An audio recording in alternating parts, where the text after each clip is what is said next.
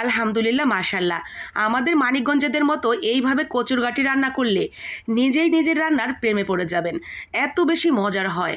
বুঝতে পারেননি কচুরগাটি কি? কচুর ছড়া বা কচুরমুখীকে আমাদের মানিকগঞ্জে কচুরগাটি বলে। সেই কচুরগাটি আজকে আমি রান্না করব রুই মাছ দিয়ে। রুই মাছগুলো প্রথমেই ভেজে তুলে রেখে দিয়েছি। সেই ভাজা তেলের মধ্যে লবণ হলুদ দিয়ে মেখে রাখা কচুরগাটিগুলো অনেকটা সময় ধরে ভেজে নিয়েছি।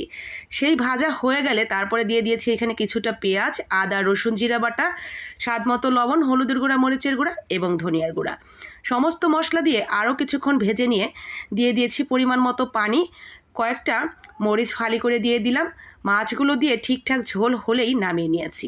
মাশাল্লাহ, এতটা মজার হয় এইভাবে কচুরগাটি দিয়ে যে কোনো মাছের ঝোল করলে, যেটা খেয়ে পেট ভরলেও কিছুতেই মন ভরতে চায় না।